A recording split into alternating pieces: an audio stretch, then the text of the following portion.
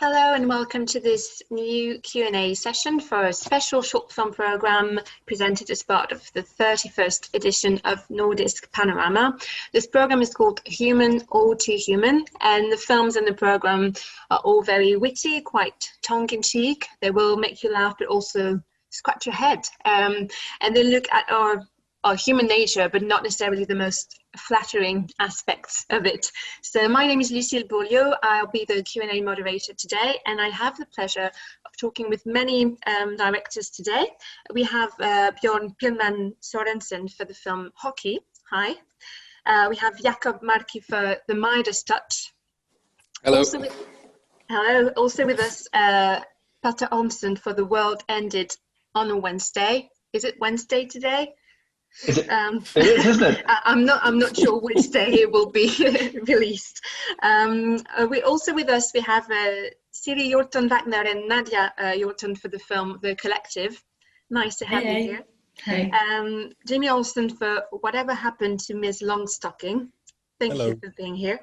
Måns for Come Clean, and Lars, Vega for Awaiting Death. So that's a big program for today. I will start with a short question to each of you, maybe starting with The World Ended on a Wednesday. It's the story of friends at a dinner party imagining what would happen if they survived a post-apocalyptic world. It's very timely. So can you tell us about the origin of the project and the idea?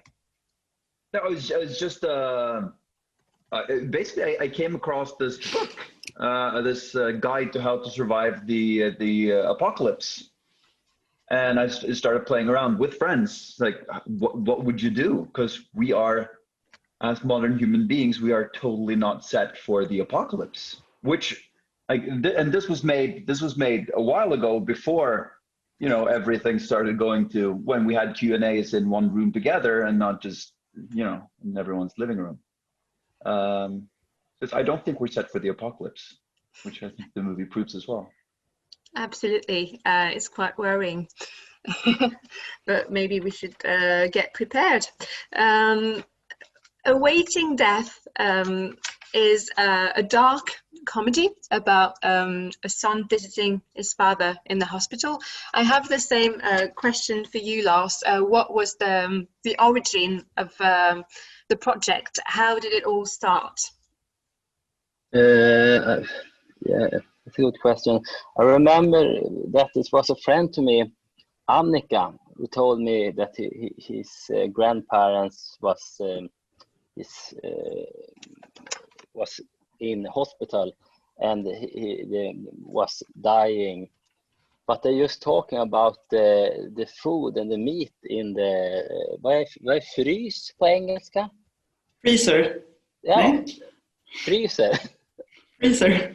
In the freezer, and they're just talking about that, not about this nice thing So it was from that. So it's a very mundane conversation at a very solemn moment. Oh, yes. Did you write the film, or do you work with writers? I wrote it, but I directed with Isabel Björklund together, but I wrote it. Okay, we'll get back to it in a moment. Another film in this program is called Hockey, and it's the shortest film in the entire festival because it's just under 2 minutes.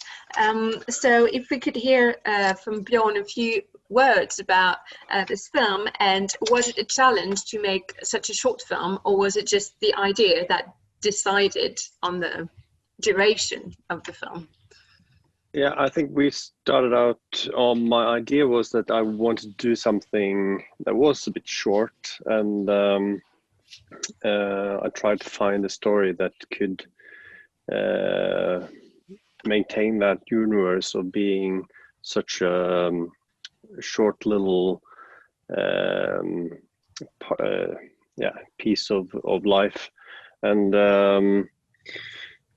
actually the idea came first some evening, and I actually just wrote it down, and it was a bit longer than what ended up to be in the end.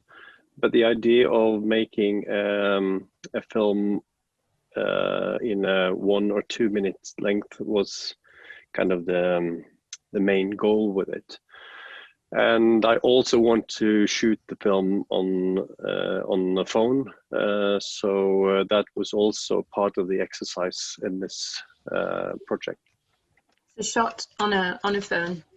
Yeah, Okay. we shot on an iPhone with this anamorphic lens in front of it to keep that cinematic look, and it was we tried to see what we could do just with equipment that small, and see if we can make that work and still get that cinematic feel of what we would like to see on the cinema.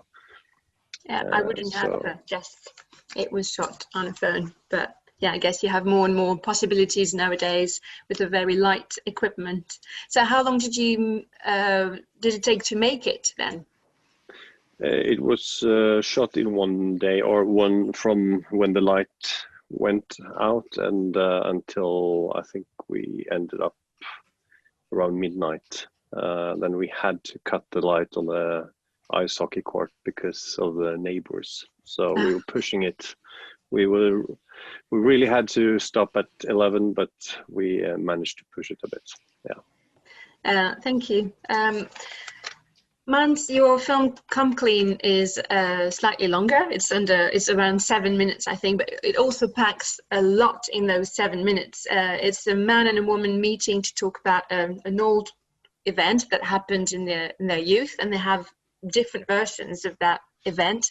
Can you tell us about the original idea? How did you happen to make this film? It's very linked to Me Too, of course. The Me Too era and the conversation they're having show that they're very conscious of these topics. So, at what point did you write it? I wrote. It's really hard for me to know where ideas come from all the time. But I think my photographer and I were discussing how some men treated the Me Too movement by just writing out really stupid apologizes over the internet, like maybe if I done something, I'm sorry, I don't know, and trying to stay clear of all the drama that could possibly hit them somehow. And then we were like, how can we do this in one scene, in a discussion? And that's what happens in this, that he has now read a lot on Facebook and in the magazines, and he wants to make sure that he is not going to be destroyed by this somehow. Yeah, there's a sorry, go ahead. Yeah, and she has a different version that she was in on it, but they haven't talked about it at all. So then he just continues to push his agenda on her somehow, and by doing that makes her a victim that she wasn't aware of that she was. He's trying to appear as the good guy, but he does say at one point, I want to wash this off me. So it's really about easing his conscience. Yeah, it's just getting rid of it somehow and moving on. So this character wants to appear as very progressive, and there are other characters in another film called The Collective, a theatre group, who also like to think of themselves as very progressive until they meet 3 teenage girls who are going to challenge their views a bit. So same question, I'd be curious to know about, where the idea came from, and are you, Siri and Nadja, from the theatre world yourself, or is it stories that you've heard that inspired you? Yeah, I mean, both of us, we have a shared background working in performing arts, so for sure there are some similarities to reality in this film. I think we both have experienced this kind of closed feeling that can occur in groups where you feel very revolutionary, but maybe you're not super special, or yeah, it's definitely, I would say it's very much inspired by our own work. I mean, of course we tweaked it, but it's still also a way of like stepping out a little bit and looking at artistic processes that we've been in before. And I mean, it's also, we don't want to, it's making fun of it, but it's also something that's really like cute and beautiful, the artistic, like there's something so precious and warm about that process as well. So yeah. Absolutely, because while the two groups of characters are very different, but they are listening to each other. There is a dialogue, even if the combination of the two is very strange and unique. So it's quite heartwarming in a way. Is that what you wanted? But we have also talked a lot about, like in previous work also, how to create something without a very clear conflict, because I think we were both interested in also kind of telling a story that the conflict maybe is more in the setup than in actual relations between these people. So yes, for sure, that was also something that we talked a lot about. And we also talked about it as a feel-good. Yeah. We were like, we're making a feel-good film. Yeah. It definitely puts a smile on your face, for sure. The Midas touch puts a smile on your face as well, but it is also very disturbing. Jakob, your film is about this man who spends a night in a hotel and wakes up next to his female clone that he then marries and has children with. So the particularity of this film is that it's about domestic life, but everyone has the main character's face. So can you talk about this idea that is really like a kind of a fantastic film, also comedy, also like it could be it's just a social film about everyday life if it was not for this magic trick. Yeah. No, but I think that I went to couples therapy a while back, and they asked me to name the common denominator in all my conflicts, and it was me. And I think the therapist was he's actually the radio psychologist in Sweden. He has a very soothing and comforting voice.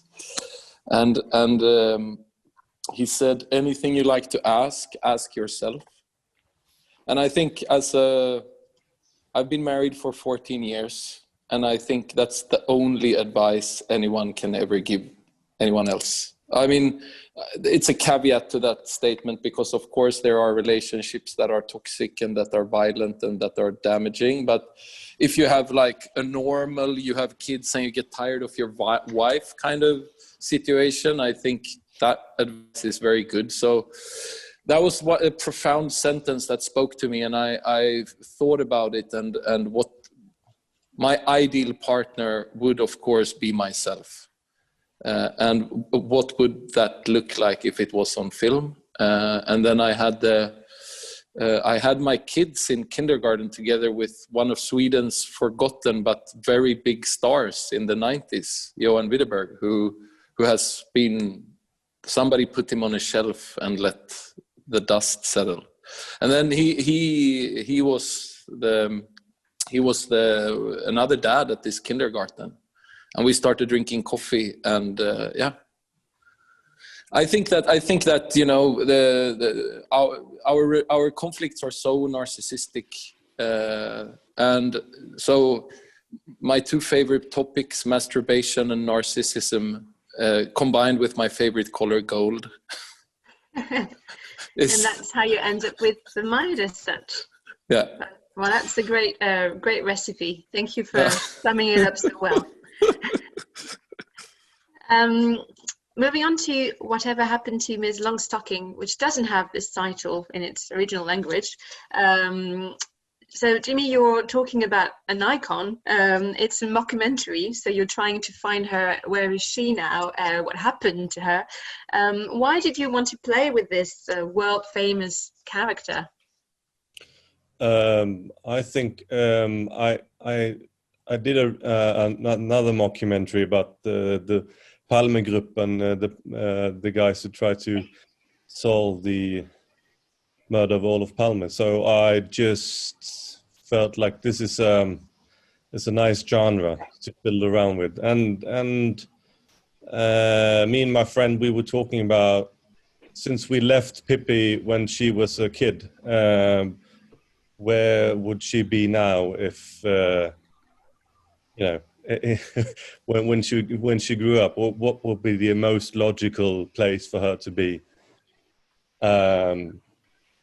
So yeah, that's the origin of that idea.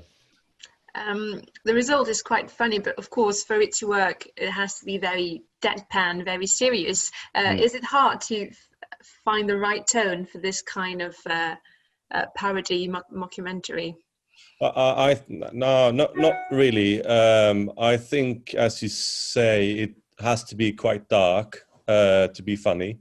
And since we all have our own stories from reading and watching Pippi when we were kids, we have it in our backpack. So comedy comes out of that automatically. So you don't need to write any jokes or anything. You just need to be serious about it, about a topic that would be on paper silly. And then it could be really dark and serious.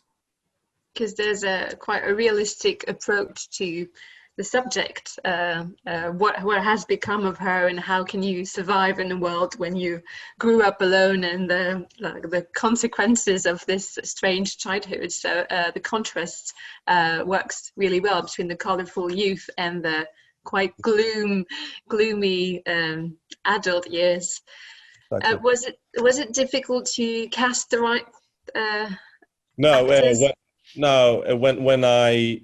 When I had the idea and I just wrote it down on paper, I just called her the same evening because we did a film once like 10 years ago. So she was the first one who popped up in my mind, and actually she went to theatre school with the real Pippi when they were younger. And that's amazing. Yeah, and she asked me, have you called Inger? And I was like, no, and I will not. I don't want to rip up that. It's been tough for her, I guess. So I don't want to go down that road again with her. So I took the option of having an actress who doesn't have that scar. Mm-hmm. I have the same question about actors and performances to almost all of you. Maybe Petter, you could talk a bit about this group of actors and how you worked together, how you rehearsed. Was there a lot of improvisation, or was everything really scripted? There was no script involved. Okay. I was coming out of a production of a feature film, and we just did this for fun, where I met up with it's a quartet of actors. So I met up with all four of them, all by themselves, and they got to choose their own archetype from the typical archetypes, and they had to design their own characters. So then going into production, the night before we started shooting, we sat down and everyone introduced themselves as the characters they had designed. And then we started playing around with the idea of, okay, so we have four way different characters. How are you going to survive in the apocalypse together? And that's where it all came out from. There was no script involved. It was a lot of fun and very painful in the editing. Was it? Why? Scripts are a good thing. It's a good idea to have, but in the end, it was a lot of fun. But improvisation, it's 90% of it's crap, and then 10% is interesting. But that was an extremely fun process of attacking a project from that angle. And quite collaborative then. Very much so. Very much so. Brilliant. In the collective, as we said, we have a group of adult actors and then these 3 teenagers interrupting. How did you find them and how did you all work together? Was it a very natural process, or did you have to adjust? You mean the teenagers or all of them? Well, everyone, like as a whole. I mean, the adult actors are all friends of ours that we have worked with before or know quite well. And I mean, this was a low to no budget film. So it was also, I mean, we knew that we also needed to have people, or they needed to want to do it and be like excited about the idea.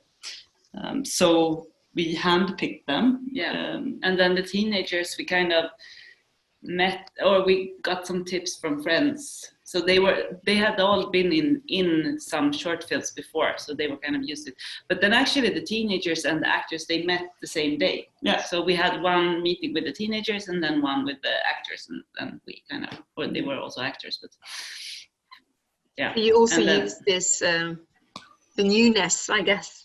Yeah. Definitely. Yeah. But it was very very scripted, so we were like reading it through, and then we met the actors on a cafe, and read through the script before. But they were kind of familiar with the situation, so it wasn't so. They all had the experience, also had the experience of working in these kind of artistic processes, of course. Thank you. Bjørn, the main actor in your film is very young. The film is quite dark, as we said. How did you work with him?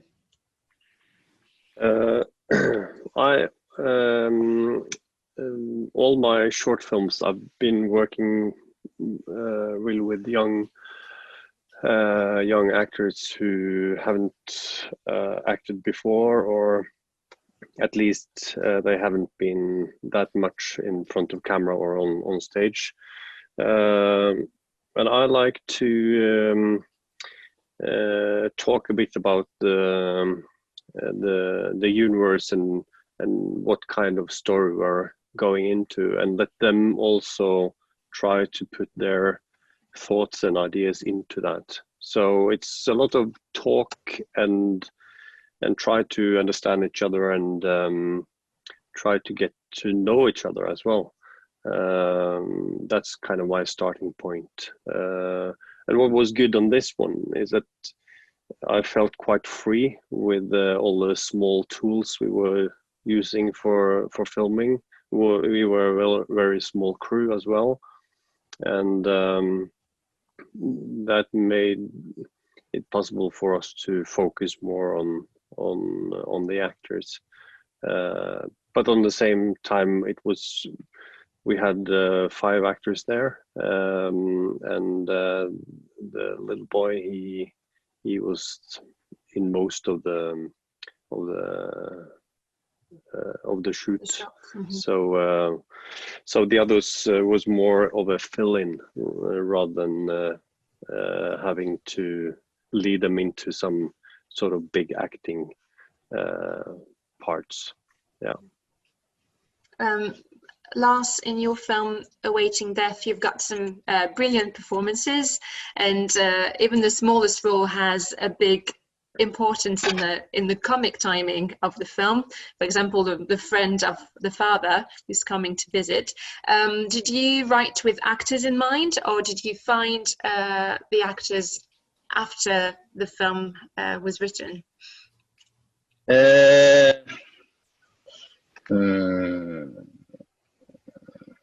I don't remember, but I think Sten Ljunggren, who the dad who's lying in the bed, I had him in the mind, and the colleague Forsmark in the corner.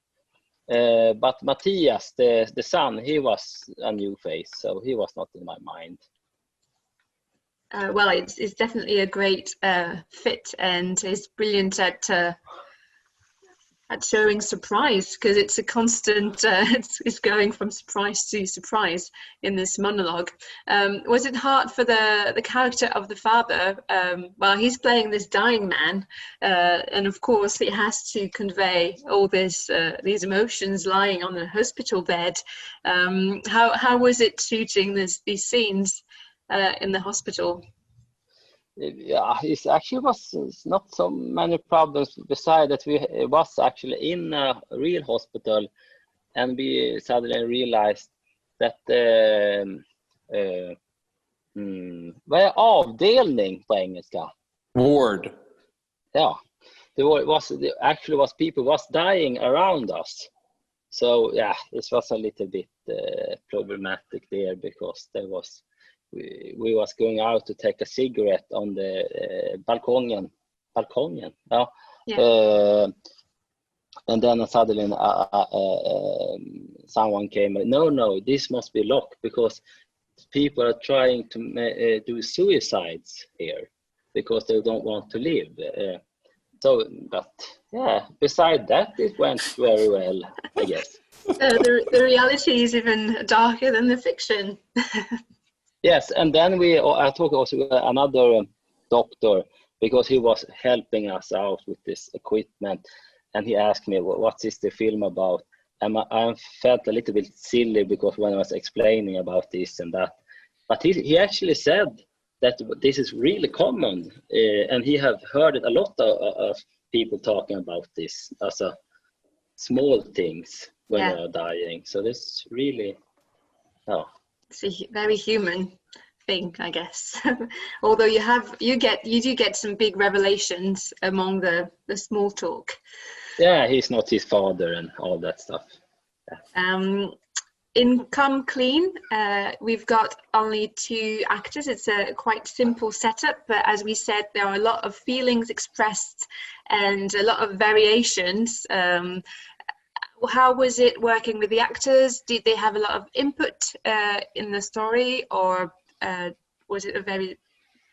I think it was totally scripted, every word. But we had a read through a week before shooting, and then Joel, the male lead, he was a little bit anxious about his character. What his character said, and how much that of his crime that he wanted to admit, so we changed that a little bit into being more subtle somehow, and then then we shot it. Was the metaphor of the bag here from the start, because he's got this bag and this recycling that he needs to throw away, and of course he just forgets it there and leaves it. Yeah, there was a kind of a metaphor for his character somehow. That they was in from the start. Yeah. I don't know where it came from. But, and how did the actors react to their character? Then you say it was a bit hard for him he wanted to adjust things to make the character maybe more ambiguous, or he didn't want it to be so that he could be totally judged. He wanted it to be more of could have done something really bad, or he could have not done something really bad. That he didn't want his character to admit it, and in the original, the first version, he admits it, but maybe I don't remember it really well. But he admits something, and it's like, okay, this can't be argued. So that was the only change. And I think the ambivalence makes a stronger point, actually. The fact that it's a blurry memory. Yeah, exactly. So and otherwise they could totally connect to the situation somehow, or to something that could have happened when they were younger. So it was easy for them to understand what the film was about. So yeah, I think our biggest problem was to find a place to shoot this film, because I wanted it to be in a cafe or a restaurant, but we had no money. And so we ended up building the restaurant inside our office instead. So in your film, you've got several characters, but one main actor. Of course, for this film, the performance is crucial, but also it must have been very special playing a man, a woman, a baby. Can you tell us a bit about the making of the film and the experience of the actor? Yeah, so I think working with Johan is extremely special because he's the son of Sweden's Cassavetes, Bo Widerberg, who created this method called the iron ring, where you give the technician 45 minutes to light, to rig sound, to do, and then they have to drop their equipment, and you can only act, and no one else can work. And this is, of course, a technical undertaking. Where you have to, I will never do it again, I think, because it's so frustrating. You get a bit of momentum and you find the temperature in a scene, and then you have to re-rig. It took an hour and a half to get Johan from his male persona to the female persona. And I think all of us here know how frustrating it is to wait. And nobody could, because you couldn't break the light, you couldn't start rigging the next scene. You could just wait for an hour and a half. But I also think that what drove me into this is that I hate authentic acting. I hate casting people who are natural. I love actors. I believe that authenticity has nothing to do with background. I believe that authenticity has to do with if you feel something or not. And to work with Johan, it was fantastic because the first shot of the film is when he's getting out of the bed, and I had we were filming on film, and every take costs money, and he was getting out of bed in a typically actor kind of way where he does it unconsciously wrong to see if I'm awake and picking it up, and we shot 2 takes. I wanted to give him 2 takes to do that, and then on the 3rd take, I was like, fuck, I need to tell him that he needs to push himself out of the bed with the right arm and not the left. And then I walked up to him and I said, do you want, so blah, blah, blah. And he looked at me and he said, so Jakob, if you know exactly what you want, why don't you animate this film? And it was so good. He really broke my back in front of all of the crew. And I'm forever thankful for that, because I think that to work with really great actors, you can only create an arena, and then it's up to you to show them that you have pitch, because acting is all about pitch. If you don't have pitch, you can have the best actors behave authentically, and you can cast the best amateurs, but it's all about pitch to me. And what I'm doing now, I'm actually filming. I'm on the set now carrying shelves. So we're filming in 2 days, and it's all about I just want to do more acting and bigger acting and things that has nothing to do with naturalism. Okay, thank you. Unfortunately, we're already reaching the end of this Q&A, but I have one last question for Jimmy, because I've seen you play small or big roles in several of your films. Is it a pleasure? Do you do it because someone needs to do it? How is it to be in front and behind the camera? In these mockumentaries, I'm playing a journalist, so I'm playing myself basically. So I'm not acting per se. I don't. When I was a teenager, I wanted to be an actor, but then I realized how silly I look in front of camera, so I moved to the back of the camera instead. No, I don't really enjoy acting now. Okay, and you're wearing a jacket in this film, a Murder, She Wrote jacket. Yeah. Well, it's not a show I'm watching. Is it like a reference for you? Is it a nod, a joke? No, it's just a memorabilia thing I bought off the eBay 15 years ago from the show Murder, She Wrote. Okay, well, very nice jacket.